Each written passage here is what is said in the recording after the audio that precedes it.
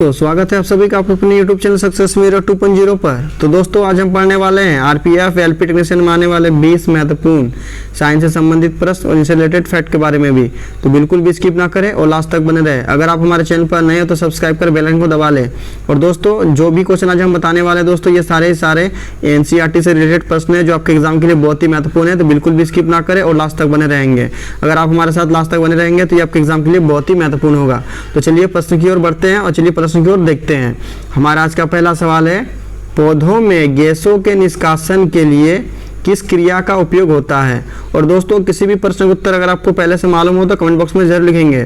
तो इसका सही उत्तर हमारा क्या हो जाएगा, ऑप्शन नंबर बी, विसरण। पौधों में गैसों के जो निष्कासन होता है दोस्तों उसमें किसका प्रयोग किया जाता है, कौन सी विधि का प्रयोग किया जाता है। तो पौधों में गैसों के निष्कासन के लिए विसरण विधि का प्रयोग किया जाता है। हमारा अगला सवाल है, मत्स्य का मुख्य शोषण अंग क्या है। और दोस्तों आज हम जो भी आपको टॉप 20 क्वेश्चन बता रहे हैं ये सारे के सारे इंपॉर्टेंट और 100% रियल आपके सभी competitive exam RPF LP technician या जो भी आप कॉम्पिटिटिव एग्जाम की तैयारी करते हैं उन सभी में आने वाले महत्वपूर्ण प्रश्न हैं। तो सभी प्रश्नों को आप अच्छे से देखेंगे और उन्हें याद करेंगे। तो इसका सही उत्तर क्या हो जाएगा, कमेंट बॉक्स में लिखेंगे। मत्स्य का मुख्य शोषण अंग कौन सा होता है। तो मछलियों में दोस्तों शोषण अंग किससे लिया जाता है। तो इसका सही उत्तर हमारा हो जाएगा ऑप्शन नंबर सी, गिल्स के द्वारा। मछलियों में दोस्तों गिल्स पाया जाता है, गलफड़ा जिसे हम लोग बोलते हैं, वह उन्हीं के द्वारा क्या करते हैं, श्वसन करते हैं। हमारा अगला सवाल है, मानव में डायलिसिस की थैली कहाँ होती है। तो दोस्तों डायलिसिस की प्रक्रिया क्या होती है। तो डायलिसिस की प्रक्रिया वृक्क या किडनी में होती है। जो यहाँ पर नहीं दिया हुआ हमारा वृक्क, तो क्या हो जाएगा इसका सही उत्तर। तो इसका सही उत्तर हमारा हो जाएगा ऑप्शन नंबर ए, नेफ्रॉन। चूंकि दोस्तों नेफ्रॉन वृक्क की कार्यात्मक इकाई होती है जिसके कारण नेफ्रॉन में ही दोस्तों डायलिसिस की थैली होती है। हमारा अगला सवाल है, जीवन की उपापचयी क्रियाओं के संचालन के लिए निम्नलिखित में से कौन आवश्यक है। दोस्तों ये बहुत ही महत्वपूर्ण सवाल है। तो इसका सही उत्तर हमारा क्या हो जाएगा। तो दोस्तों देखिए जीवन की उपापचयी क्रियाओं के संचालन के लिए कौन कौन से आवश्यक तत्व होते हैं। तो यहाँ पर ऑप्शन ए में हमारा है निरंतर ऊर्जा की आपूर्ति। ये बिल्कुल सही है दोस्तों। जीवन में उपापचयी क्रियाओं यानी किसी भी कार्य को करने के लिए हमें दोस्तों निरंतर ऊर्जा की आवश्यकता होती है। शरीर की वृद्धि भी हमारी होनी चाहिए, टूटे फूटे ऊतकों की मरम्मत होते रहनी चाहिए। यानी इसका सही उत्तर हमारा हो जाएगा ऑप्शन नंबर डी, इनमें से सभी दोस्तों। जीवन की उपापचयी क्रियाओं के संचालन के लिए निरंतर ऊर्जा की आपूर्ति होनी चाहिए, शरीर की वृद्धि भी होनी चाहिए और टूटे फूटे ऊतकों की मरम्मत, यानी इनमें से सभी पॉइंट दोस्तों हमारे जीवन की उपापचयी क्रियाओं के संचालन के लिए आवश्यक हैं। हमारा अगला सवाल है, पदार्थ की चौथी अवस्था क्या है। तो दोस्तों चूंकि हम लोग जानते हैं कि पदार्थ की टोटल कितनी अवस्था होती है, 5 अवस्था होती है दोस्तों। मोस्टली हम लोग जानते हैं 3 अवस्था, ठोस द्रव गैस, यानी दोस्तों 3 अवस्था होती है। लेकिन हमारे दोस्तों वैज्ञानिक के अनुसार 5 अवस्थाएं होती है दोस्तों, जिसमें हमारा क्या होता है, चौथी अवस्था हमारा प्लाज्मा होती है और 5वीं अवस्था हमारा दोस्तों क्या हो जाता है, बोस आइंस्टीन होता है दोस्तों। बोस आइंस्टीन हो जाता है। यानी पदार्थ की अगर आपसे एग्जाम में पूछा जाए कि पदार्थ की 5वीं अवस्था क्या होती है, तो पदार्थ की 5वीं अवस्था बोस आइंस्टीन होती है और चौथी अवस्था हमारा प्लाज्मा होती है। हमारा अगला सवाल है, दही के जमने में निम्नलिखित में से कौन सी क्रिया होती है। तो इसका सही उत्तर हमारा क्या हो जाएगा, ऑप्शन नंबर सी, किण्वन। यानी दही को दोस्तों जमने में किण्वन प्रक्रिया की आवश्यकता होती है। हमारा अगला सवाल है, कोशिका झिल्ली किस प्रकार की झिल्ली है। दोस्तों कोशिका झिल्ली को किस प्रकार की झिल्ली माना जाता है। तो इसका सही उत्तर हमारा क्या हो जाएगा, ऑप्शन नंबर सी, अर्धपारगम्य झिल्ली। और दोस्तों अगर आपसे पूछा जाए एग्जाम में कोशिका भित्ति किस प्रकार की झिल्ली होती है, तो कोशिका भित्ति हमारी पारगम्य झिल्ली होती है और कोशिका झिल्ली हमारा अर्धपारगम्य झिल्ली होती है। हमारा अगला सवाल है, और दोस्तों ये बहुत ही महत्वपूर्ण सवाल है, साथ ही दोस्तों लाइक और शेयर जरूर कर दिया करेंगे। जो भी आपके दोस्त एएलपी टेक्नीशियन आरपीएफ या अदर कोई भी कॉम्पिटिटिव एग्जाम की वो तैयारी करते हैं तो उन्हें शेयर जरूर कर दिया करेंगे, क्योंकि ये सारे प्रश्न उन सभी कॉम्पिटिटिव एग्जाम के लिए बहुत ही महत्वपूर्ण हैं। तो चलिए प्रश्न की ओर बढ़ते हैं। हमारा अगला सवाल है, निम्न में से किस इकाई का प्रयोग परनोद को मापने के लिए किया जाता है। तो दोस्तों हमारा एक पॉइंट आया यहाँ पर, परनोद। परनोद का मतलब क्या होता है। तो परनोद दोस्तों एक प्रकार की बल ही होती है। परनोद हम लोग बल को ही बोलते हैं। तो इसका सही मात्रक क्या होता है दोस्तों, न्यूटन होता है। और अगर आपसे सीजीएस में पूछा जाए तो क्या हो जाएगा हमारा, डाइन। यानी दोस्तों परनोद को मापने के लिए किसका प्रयोग किया जाता है, डाइन का प्रयोग किया जाता है। यानी ऑप्शन ए हमारा इसका सही उत्तर हो जाएगा। हमारा अगला सवाल है, प्रकाश संश्लेषण द्वारा किसकी प्राप्ति होती है? यानी दोस्तों जो पेड़ पौधे जो प्रकाश संश्लेषण करते हैं, भोजन बनाते हैं, तो उसमें किसकी प्राप्ति होती है?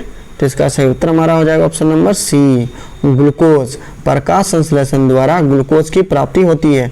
और ग्लूकोज का क्या सूत्र होता है दोस्तों? C6H12O6 होता है।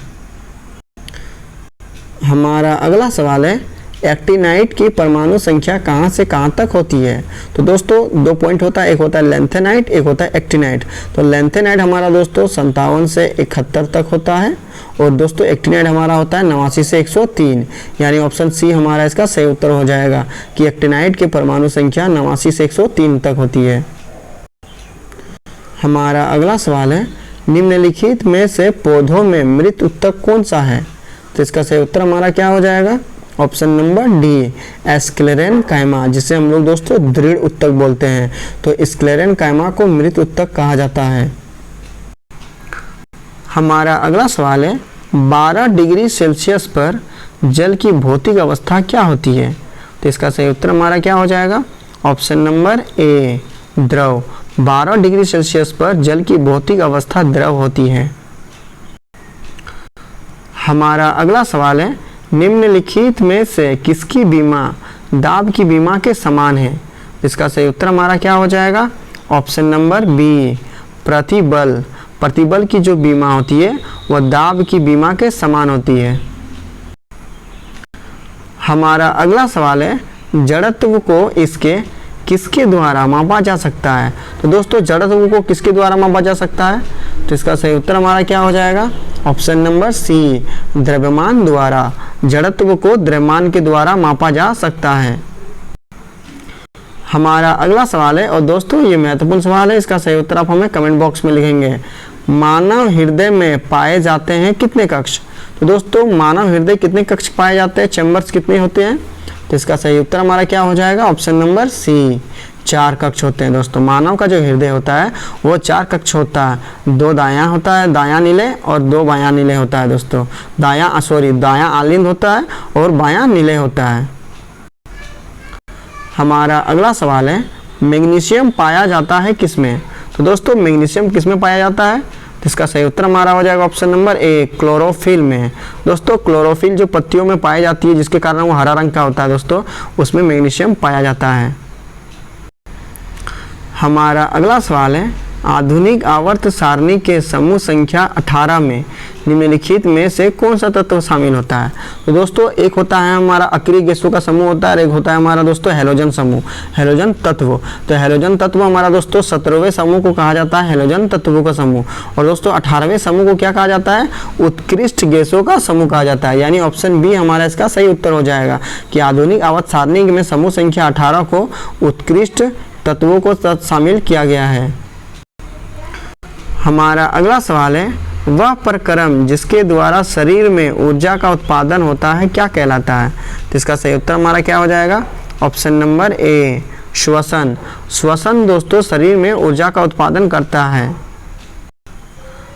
हमारा अगला सवाल है, और दोस्तों ये सब बहुत महत्वपूर्ण सवाल है दोस्तों। साथ ही दोस्तों आज हम जो भी आपको क्वेश्चन बता रहे हैं सारे के सारे इंपॉर्टेंट और 100% रियल आपके सभी कंप्यूटर एग्जाम में आने वाले महत्वपूर्ण प्रश्न हैं। तो आप सभी प्रश्नों को अच्छे से देखेंगे और उन्हें याद करेंगे, और दोस्तों ज़्यादा से ज़्यादा लाइक और शेयर जरूर कर दिया करेंगे। तो चलिए प्रश्न को देखते हैं। संघनन के समय निकलने वाली ऊष्मा को क्या कहा जाता है? यानी दोस्तों जो हमारी गैस अवस्था में जो तरल होती है दोस्तों, और जब वो जब दोस्तों क्या होती है कि जब हमारा तापमान कम हो जाता है तो वो क्या करते हैं, धीरे धीरे गैस हमारा तरल में कन्वर्ट होने लगता है, बदलने लगता है। इसी प्रक्रिया को दोस्तों हम लोग संघनन कहते हैं। यानी गैस का तरल में बदलने की प्रक्रिया को संघनन कहा जाता है।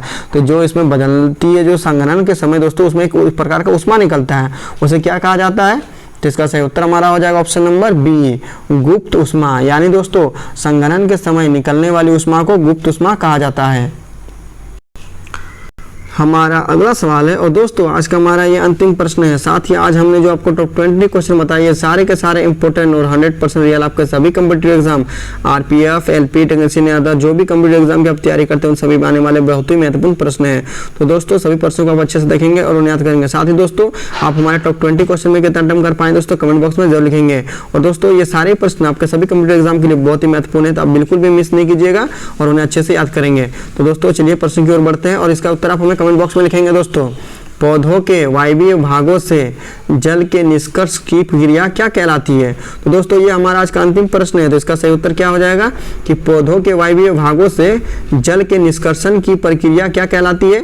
तो इसका सही उत्तर हमारा हो जाएगा ऑप्शन नंबर डी, वाष्पोत्सर्जन, ट्रांसपीरेशन। दोस्तों वेपोराइजेशन जिसको हम लोग बोलते हैं, पौधों के वायवीय भागों से जल के निष्कर्षण की क्रिया क्या कहलाती है? वाष्पोत्सर्जन की क्रिया कहलाती है। आई होप दोस्तों आपको हमारी वीडियो पसंद आई है तो प्लीज लाइक और शेयर जरूर कर दिया करेंगे। तो चलिए दोस्तों मिलते हैं नेक्स्ट वीडियो में इसी प्रकार के दोस्तों अच्छे से अच्छे आपके लिए आपके एग्जाम के आने वाले महत्वपूर्ण प्रश्नों के साथ दोस्तों। तो चलिए मिलते हैं नेक्स्ट वीडियो में, तब तक के लिए बाय बाय, टेक केयर।